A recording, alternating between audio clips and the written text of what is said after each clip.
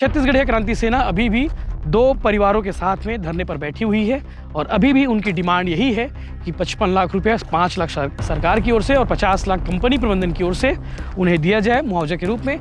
इसके अलावा सरकारी नौकरी 5 दिन बाद स्पेशल ब्लास्ट प्राइवेट लिमिटेड के मैनेजर अवधेश चंदेल समेत 3 अन्य के खिलाफ में 5 अलग अलग धाराओं में एफआईआर दर्ज की गई।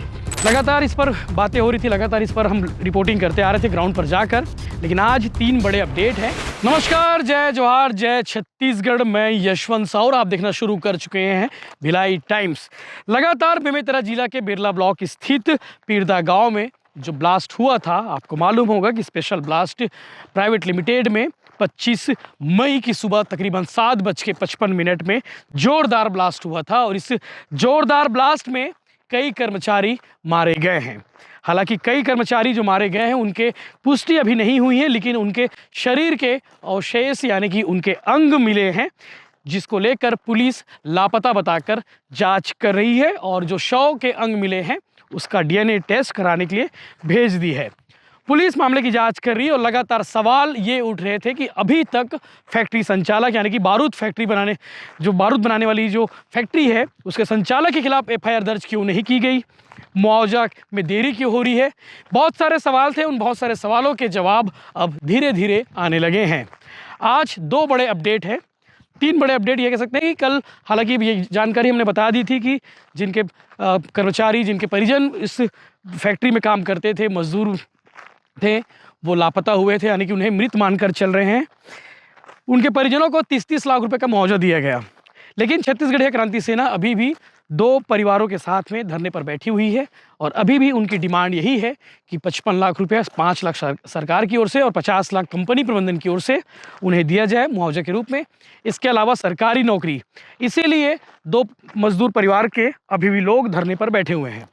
लेकिन 7 लोगों को 30-30 लाख रुपए का चेक कल बांट दिया गया, तो इसको लेकर भी काफ़ी सियासत होती रही उस जगह पर कि आखिर ऐसे कैसे बांट दिए गए, और ज़्यादा हो सकता था।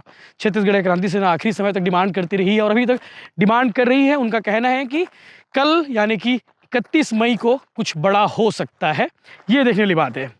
2 बड़े अपडेट और हैं, वो भी आपको बताते हैं कि दूसरा बड़ा अपडेट ये है कि 5 दिन बाद स्पेशल ब्लास्ट प्राइवेट लिमिटेड के मैनेजर अवधेश चंदेल समेत 3 अन्य के खिलाफ में 5 अलग अलग धाराओं में एफआईआर दर्ज कर ली गई है। लोगों की कहना था, लोगों की डिमांड भी थी कि भाई इस मामले में जो संजय चौधरी मालिक है उसके खिलाफ में एफआईआर दर्ज की जाए, लेकिन संजय चौधरी को शायद बचा लिया गया या फिर संजय चौधरी का नाम क्यों नहीं लिया गया, ये अपने आप में बड़ा सवाल है। और अवधेश जैन जो फैक्ट्री के मैनेजर है उसके खिलाफ और उसके 3 अन्य साथियों के खिलाफ में एफआईआर दर्ज की गई है।